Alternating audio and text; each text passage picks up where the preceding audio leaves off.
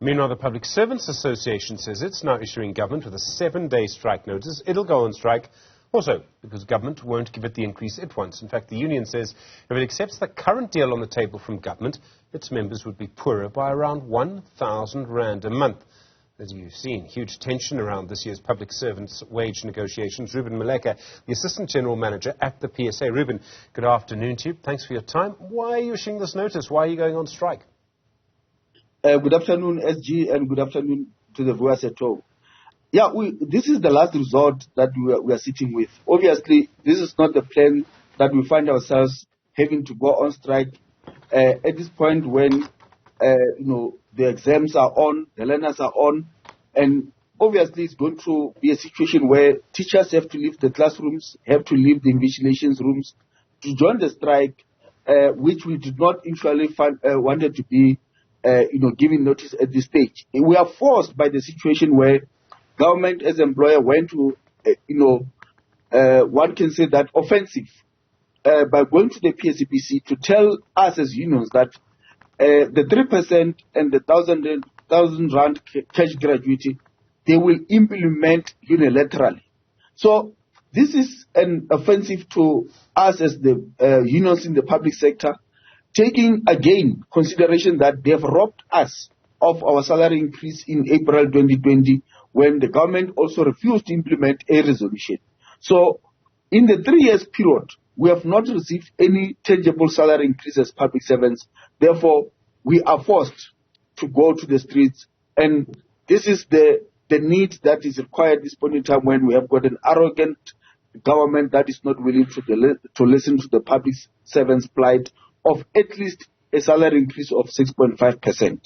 So, you are correct, of course, that inflation is around 6.5, but it's really about 7.4%, I think was the last figure. So an increase of 3% would be an increase of less than inflation. It would make your members poorer. Government's response to this is always that they don't have the money. Do you believe them when they say that? Look, we want to believe them, but it's unfortunate that the evidence before us tells that you can't believe that they don't have money. Because in the middle of these negotiations, when we were still at 2%, the president of the country, Cyril Ramaphosa, went to give public office bearers, the ministers, 3% backdated to 2021. So let's take, for argument's sake, 3% of 2.4 million of a minister, vis-a-vis a 3% of a public servant who earns 100,000. So we can see that the only way to deal with this particular kind of self-saving is for public servants to take up the streets, because there is no explanation that there's no money when it's possible to give public office bearers a 3% backdated. And that's worse, SG, because just last week we had to fight again when ministers and deputy ministers were again given a free Christmas present of saying they will not be paying for electricity and water. And that is through the ministerial handbook that is also abused. So you can't say that if the government or the president is willing to give ministers free water and free electricity and there is no money, you can't explain that to any normal public servant, a police officer and a nurse who doesn't have money to go to work. Or when they come out of their workplace going home, they don't know whether they're going to have food or not, because the money that they earn can't take them through the month. There are going to be all sorts of implications of this strike. It will have an impact on many, many government services. You must be aware of that.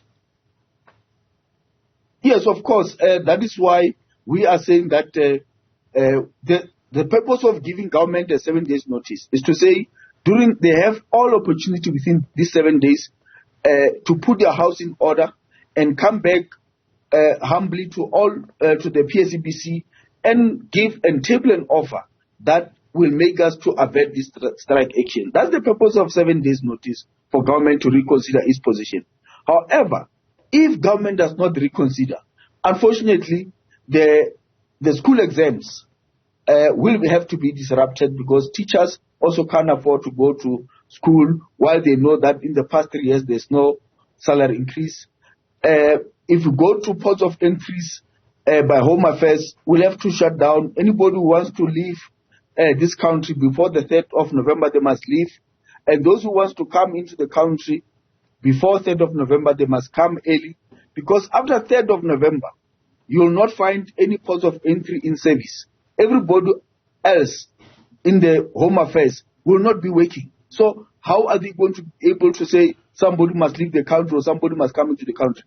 And the magistrates, the courts, the Justice Department as it is, will also be a total shutdown. So we are not willing to find ourselves in this for to punish the public or to also be in odds with the public. They understand the public, that public servants have done all possible. We have been patient enough for the past 3 years without salary increase, but the behavior of those in authority does not equate their plight of poverty, because they can spend for themselves, but they cannot spend for us. As we understand it, there are conciliation talks with the COSATU-aligned unions in about a week. You've given the government the 7 days, so there's still a chance for government to avert the strike, in your view? Obviously, that is why even in our strike notice, we always put a provision that at any time we are available 24 hours to avert the strike action, which means that from today, as we will be also starting with the lunch pickets as from this week, the government has a full opportunity to revise their budgets. And obviously it's a good time, because the Minister of Finance will be tabling the midterm budget on Wednesday. I'm sure he will have to take this into consideration when he tables his budget of the threat and the potential collapse of the public service come the 3rd of November. So he has to make that provision when he has to table the midterm budget to make sure that we can avert this particular devastating strike action that is coming starting from the 3rd of November. There are so many issues around strike action at the moment. You would have seen what happened with Satawu and with Untu at Transnet, Reuben.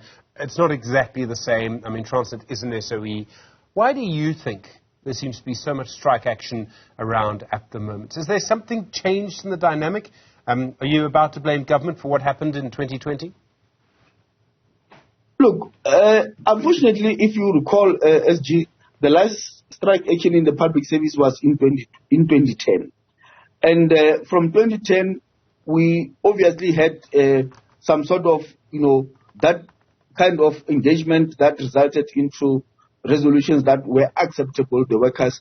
But as from 2019, 2020, we have had this narrative that the public service, wage bill is bloated, the public service is bloated. There's been a narrative that is been attacking the public service employees. If it's not about the poor service that they attribute to the public service or public servants, it is about their salaries. And one thing for sure is that you ask yourself, during the COVID-19 period, everybody was praising how South Africans have dealt with the issue of COVID, meaning that the health sector has performed very well. Who performed very well is the public servants. But when it comes to issues of how to reward public servants, how to make public servants to be able to live their own lives, there's always a narrative that says the public servants are, the salaries are too high. And we need to sometimes sit down and compare and say, what you say, when you refer to public service, are you including the state-owned entities? Are you including municipal officials in the whole scenario? Because if you there's huge disparities between salaries of state-owned entities, municipal, and also, national and provincial government. The provincial and national government are always threatened by the issue of saying the salaries are high. But if you compare the DG of a department, a DG of Home Affairs compared to a CEO of PRASA, is almost 1 out of 10 of the salary that a PRASA official will earn compared to a DG. 10 million versus a DG who earns 2 million rand. So you ask yourself, why is then, when every time when you talk about salaries, the public servants are the ones that appear to be greedy, appear to be the ones that are earning more than anybody else, without telling the correct version of saying we have a problem of, disparities in the public sector, including the municipal and the state-owned entities. Reuben Maleka, thank you very much indeed. From the Public Servants Association, another strike in the offing. Maybe conciliation talks can head that off.